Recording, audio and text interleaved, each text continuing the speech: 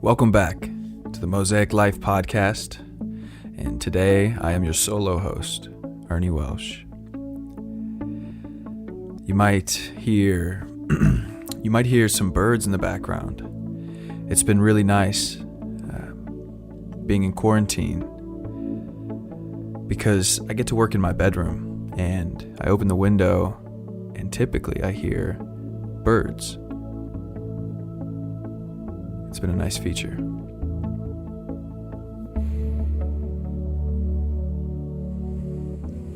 Welcome back to another episode of the Mosaic Life podcast.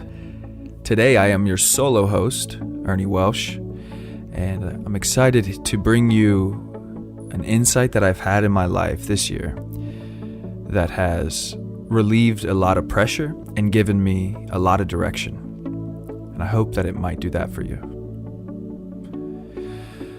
So as we get into it, as always, I invite you to check into your breath. Our ability or our habit to disconnect from our breathing is one of the biggest things standing in the way of us being conscious, coherent, and happy people. It's one of the things keeping us from managing our emotions if we find ourselves in an uprising of sadness or frustration or anger, if we teach ourselves to tune back in to our breath. We can let go of a lot of that frustration, that tension. So how's your breathing right now?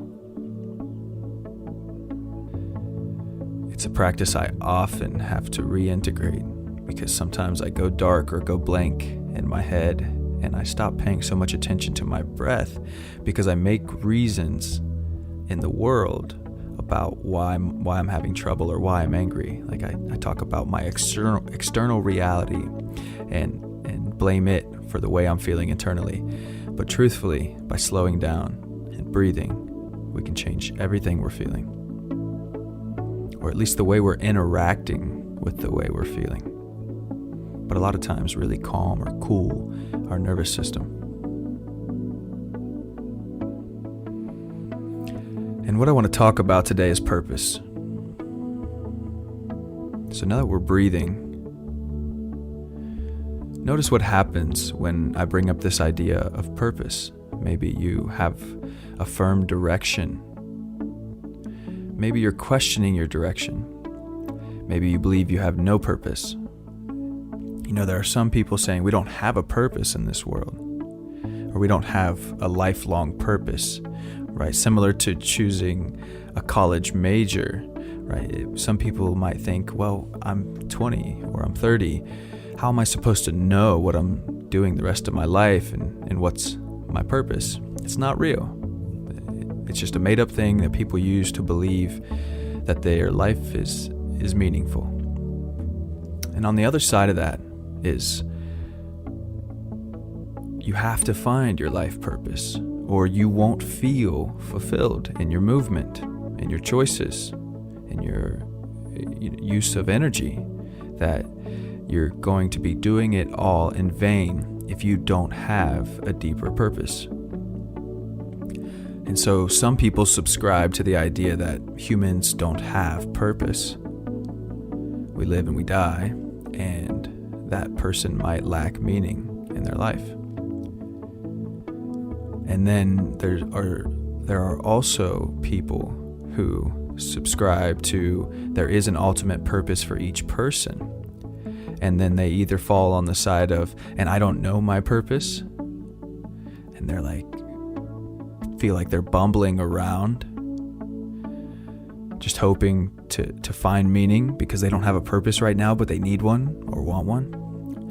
Or other people sometimes fall on the side of the spectrum that they have a purpose and they get kind of narrow, in the way they're doing things because they're so focused on that thing. Now, I'm not speaking about people who follow this ideal of purpose and feel solid in their life. I'm speaking now about people who have trouble with this idea of purpose. Do we have a purpose? Do we commit to something for our entire life in a certain direction? And how the hell do we figure that out? And so I want to bring the middle ground for people. And actually, it's a moment-to-moment practice of purpose. So you don't have to decide lifelong what your purpose is. And you don't have to live without purpose. And whether or not you believe in purpose, this exercise can be enlightening for you and what direction you might take. And so the question is that I propose that can bring forth a part of you that has been dormant and give you more direction in this moment in your life or any moment in your life is what is most purposeful right now. What is most purposeful for me right now? You might feel something when this comes up. You might have an image of what that could be. You can look at your life right now. The job you're in, where you live, how you spend your time, the people you spend your time with, the things you enjoy, the things you want to learn about that you're not learning about, the things you want to do. What is most purposeful right now? Would it be learning a new approach to something you currently do? Would it be giving up something that you currently do? Would it be forming new relationships? Would it be having more fun? Would it be to create something, to paint? Would it be to dance? What is most purposeful for you right now? And what I'm going to encourage of you right now is that you take note of this thing or these things that feel most purposeful and pursue it to some level. You don't have to go all out, but to move in that direction. Because what happens when you start to move in the direction of what feels most purposeful right now, things start to shift for you and your perspective starts to take shape and you create a more encompassing view of yourself. So when you deny moving towards what feels most purposeful for you right now, you're cutting yourself off from learning about what you care about, what matters to you, what are your inherent talents. And on the other hand, when you start to pursue these things, it puts you in places to see more clearly how you specifically can serve people in your circle and in the world. So when you're feeling something, driven towards something that feels like it's aligned with something you want to do or something that you care about, there's a reason to go towards it. And it doesn't mean you're going to do that thing forever.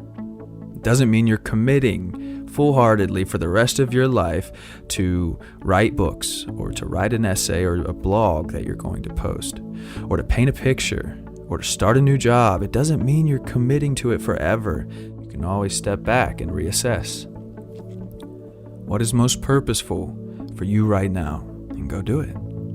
I hope this helps. I hope that you find something within you ready to take on those things that you might have been denying or neglecting. And maybe you've gotten a little confidence or courage to start moving, or clarity so you can actually start assessing how to move. And I hope that you use this moment to commit to that in some way.